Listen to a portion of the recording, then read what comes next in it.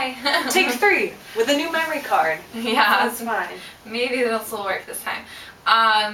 So after the cisterns, I went to Hagia Sophia, and it's just an absolutely colossal building is really the only way to describe it. And I think they're constantly doing work on it. They were doing work on it when I was there, but it was still amazing to see, and obviously it's so old. It's just amazing how old things are here, as it has been this whole trip. And yeah, it was cool. It was pretty low-key, like hitting the major tourist sites. They weren't too involving of tourist sites, so I took some pictures and it was all good fun.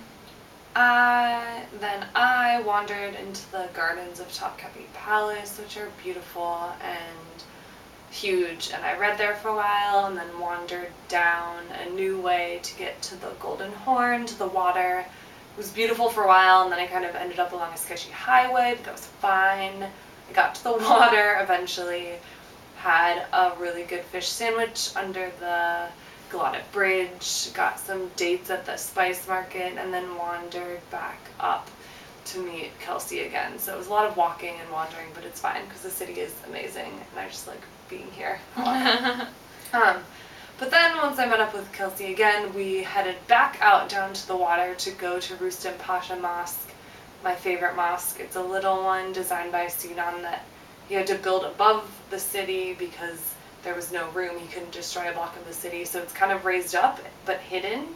So we had to find a little alleyway and go up some stairs to get into it. But it's completely covered in Iznik tiles, which, as Kelsey knows, because I talk about it all the time, are like my favorite thing ever. Oh wait, are they? Yeah, are they your favorite? I'm sorry, did I mention that to you? I really like tiles. Iznik tiles.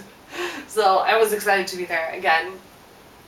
Yeah, and from there we walked to the Galata Tower, which is also another like huge old building tower. Great views. Yeah, with good views at the top.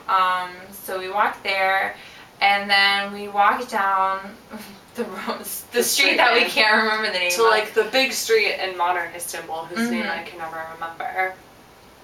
Is Tuznik. Something. It's that, definitely. Yeah. We got it. Mm-hmm. Nailed it. So we walked from there, and there's a whole bunch of shops. It feels European, really. There's like a Zara, there's Adidas, there's everything that you could want Topshop. So we walked from there, and we kind of like, since it was still light out, we decided we'd go check out Taksim, see if there's anything going on. There were a ton of police, but there really wasn't anyone there. We did pass the protest on the way there, but there was nothing going. Actually, there was a Ramadan festival going on in Taksim that was lots of kids, and it was really pleasant. Yeah. And then the little protest we saw was gone by the time we walked back. Mm-hmm. And everyone was like lining up on the street to have iftar again. It was just really nice. Mhm. Yeah, it was just, again, goes back to like everyone seems to celebrate Ramadan here very communally, which I think I would say seems different than Amman a little bit. A little bit. There might just be more public spaces here. Yeah, but everyone definitely seems to congregate in those public spaces, so it just makes for like a really, really cool experience. Definitely. So we came back and went to bed, and today we got up early to go on a Bosphorus cruise, which basically takes you an hour and a half down the Bosphorus. Shocking. Mm-hmm. And you make a few stops, and then you end in a fishing village on the Asian side of Istanbul.